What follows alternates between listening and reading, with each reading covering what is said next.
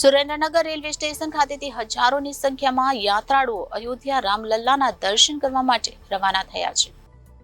સુરેન્દ્રનગર જિલ્લામાંથી તેમજ ગ્રામ્ય વિસ્તારમાંથી રામ ભક્તો અયોધ્યા જવા માટે રવાના થયા છે। સિનિયર સિટીઝનો સાથે યુવાઓ અને બાળકો પણ અયોધ્યા જઈ રહેલ આસ્થા સ્પેશિયલ ટ્રેનમાં જવા માટે રવાના થયા છે। ત્યારે આ યાત્રાળુઓની શુભ યાત્રા બની રહે તેવી શુભેચ્છા આપવાના ભાગરૂપે સ્થાનિક રાજકીય આગેવાનો પણ રેલવે સ્ટેશન ખાતે ઉપસ્થિત રહ્યા હતા અને ટ્રેનને લીલી ઝંડી બતાવી પ્રસ્થાન કરાવ્યું હતું। ટ્રેન પ્રસ્થાન કરતી વેળાએ જય જય શ્રી રામના નારાઓ પણ સાંભળવા મળ્યા હતા। ત્યારે અયોધ્યા દર્શન માટે જઈ રહેલ યાત્રાળુઓની સુરક્ષાને ધ્યાને રાખી વિશેષ સુરક્ષા વ્યવસ્થા પણ ગોઠવવામાં આવેલી જોવા મળી હતી। તેમજ યાત્રા દરમિયાન યાત્રાળુઓ માટે ચા પાણી સાથે ભોજનની પણ સંપૂર્ણ વ્યવસ્થાઓ કરવામાં આવી હોવાનું જાણવા મળ્યું છે। ત્યારે તમામ યાત્રાળુઓ અયોધ્યામાં રામલલ્લાના દર્શન કરી આગામી તારીખ 18 ફેબ્રુઆરીના રોજ પરત ફરનાર છે। સ્પેશિયલ ટ્રેનનું પ્રસ્થાન કરવામાં આવ્યું છે। સુરેન્દ્રનગરમાંથી કેટલા યાત્રાળુઓ પ્રસ્થાન કર્યું છે અને કેવી રીતની વ્યવસ્થા છે સમગ્ર?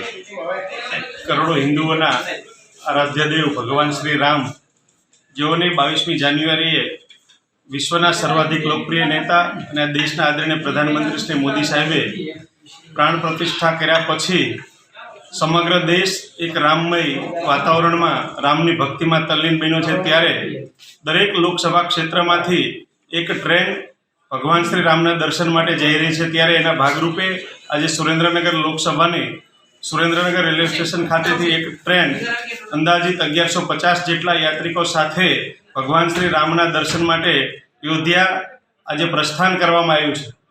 મારે એટલું કહેવું છે કે 1150 જેટલા યાત્રિકો એને અંદર સંપૂર્ણ સુવિધા મળવાની છે। સમયે સમયે નાસ્તો, જમવાનું, લંચ, ડિનર બધું જ અંદર વ્યવસ્થા છે। સિક્યુરિટી પણ પૂરતા પ્રમાણમાં રેલવે વિભાગે ગોઠવી છે અને સુરેન્દ્રનગર રેલવે સ્ટેશન ઉપર આજે આવવાનું થયું ત્યારે મને ખૂબ જ આનંદ થયો। રેલવે સ્ટેશન પણ એક પ્રકારનું આધુનિક અને આપણને અહીંયા આવીને ગમે લોકોને એ પ્રકારે સંપૂર્ણ સુવિધાથી સજ્જ, સ્વચ્છતા પણ એની ખૂબ સુંદર હતી। આજે ડીઆરએમ પણ ઉપસ્થિત હતા, અમારા જિલ્લા ભાજપના અધ્યક્ષ હિતેન્દ્રસિંહ, પૂર્વ અધ્યક્ષ દિલીપભાઈ પટેલ, અમારા મહામંત્રી શ્રીઓ ભાઈશ્રી જયેશભાઈ, ધીરુભાઈ, અમારા પૂર્વ સાંસદ શંકરલાલ વેગડ, તમામ પદાધિકારીઓ સંગઠનના ચૂંટાયેલા પણ ઉપસ્થિત રહી આજે આ ટ્રેનને ફ્લેગ ઓફ કરી અને પ્રસ્થાન કરાવ્યું છે। ખાસ કરીને આ ટ્રેનમાં સાહેબ એવું સાંભળવામાં આવ્યું છે કે યાત્રાળુઓ પાસેથી ભાડું પણ લેવામાં આવ્યું છે, તો એ વિગત શું છે? યાત્રાળુઓ પાસે સંપૂર્ણ ભાડું લેવામાં નથી આવ્યું। ટોકન ફી સ્વરૂપે યાત્રાળુઓને એમ લાગે કે આમાં અમારું પણ કંઈક યોગદાન છે એવો ભાવ પડે એ માટે યાત્રાળુઓએ સામેથી કંઈક યોગદાન આપ્યું છે। યાત્રાળુઓ પાસે યોગદાન કોઈ ઉઘરાવવામાં આવ્યું નથી।